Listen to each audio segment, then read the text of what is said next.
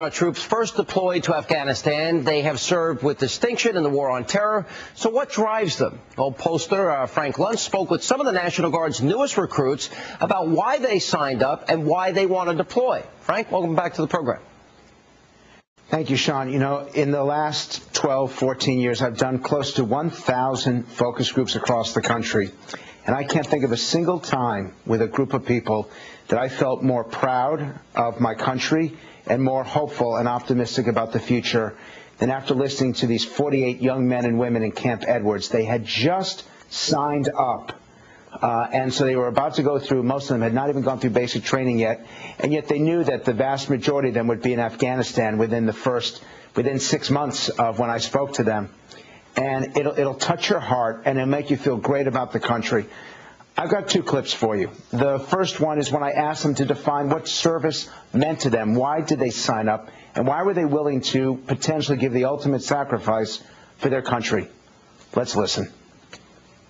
I have a 7-year-old little sister, and I want her to grow up to enjoy the same kind of freedoms, the same, I guess you could say, wiggle room that I grew up with. I mean, I never had to grow up worrying about some of the civil liberties that we take for granted every day. Personally, I want to ensure, the safety for my children. I have 3 small children, a 5-year-old, a 3-year-old, and a 4-month-old, who are all very dear to me, of course, and my wife at home, and I just want to make sure that they can grow up in a safe country and not have to worry about things like terrorist attacks. I'm sure everybody in this room remembers where they were on 9/11. I was in the 5th grade when it happened, and I just don't want future generations to have a memory like that, to remember one day in the 5th grade, oh, my friend's families just got killed in a plane crash because of someone else's wrongdoings.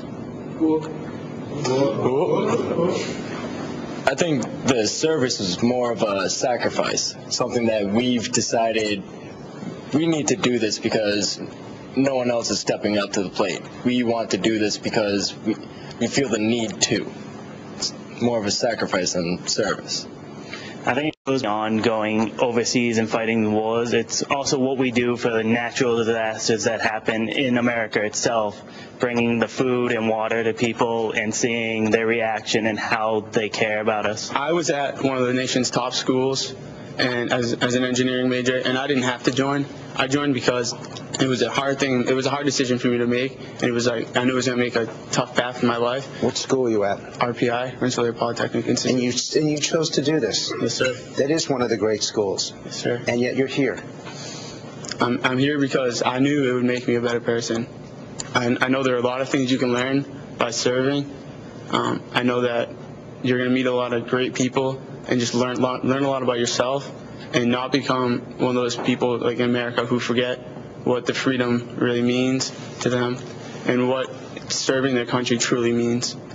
I mean, there are people that go out there and they help their communities, and that's great. We need people to do that, but some people don't, and we need the people that really serve their communities and put the sacrifice there.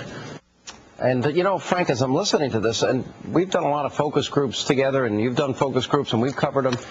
It's inspiring. I mean, there's a lot of thought and a lot of selflessness on display with this group of people. These National Guardsmen, and they joined to serve their country as well as their community, and it made me so proud of the National Guard. I remember when Dan Quayle got criticized for this 20 years ago. These National Guardsmen are truly incredible, and I don't want to sound soft in any way, but as I was listening to them, I got choked up. And hearing what they said, and I almost felt guilty that I had not served my country the way that they had. And that actually leads us into our next clip here, because you asked who in this room wants to serve in Afghanistan. Why don't you set up this clip? Yeah, who wanted to serve, and almost all of them said yes. The reasons that they gave, and you'll hear that hua sound. They're going to explain it to you. The reasons that they give you faith that the future of America is bright indeed. Let's listen. Who in this room wants to be stationed in Afghanistan? You're telling me you want to go to the most dangerous place on the globe. Yes, sir. Yes, sir. Why? It's just what needs to be done. That's where the war is right now. We got to take it to them. I am actually going to be stationed there in May of 2011. I'll be deployed to Afghanistan. As with me and I know one of my friends, we're in college, I'm considering not doing ROTC so I can ship to Afghanistan and serve while it's still an opportunity. An opportunity. To serve my country. When you think of the military, when you truly think of it, when you're doing ROTC, they train you infantry. They train you all those tactics, how to fight, and that's who's on the front lines. Now, everyone, if you have a different MOS, you're helping the infantrymen do their job, and that's what it's all about, because they're on the front lines, they're doing the dirty work, and they're going through all the really hard stuff, and they're doing the work for the government in this country. It's actually good that he said that, because I am in my second year of ROTC, and he's exactly right. We are being trained infantry. All of our cadre, predominantly infantry or special forces of some kind, and they just train us in the sense that this is your job. Here's the places that you can go. It's just something that you really have to do. You have to dig deep down inside and just say, hey, like, it has to be done. We're the 1% that has to do it. You know, like infantry soldiers, any soldier that helps the infantry, they just have to do what has to be done. And if it calls on us to go into Afghanistan, we have to do it. People over there have been dying for thousands of years, and the point of us being there is to make peace. So, like, yeah, we may have a few Americans dying, but in the long run, it'll stop thousands of Middle Eastern people dying. You understand that if you look around this room, that's one or two of you that won't be back. I don't mean to be dramatic. I mean to be accurate. I mean, as soldiers, we're brought up to pretty much live by the 4 warrior ethos, which is, I'll always place the mission first. I'll never accept defeat. I will never quit. I'll never leave a fallen comrade.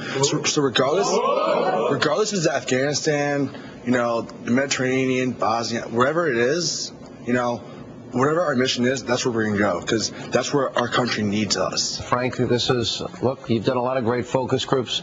I think this is probably the most enlightening. Thanks for being with us. Appreciate it. Thank you.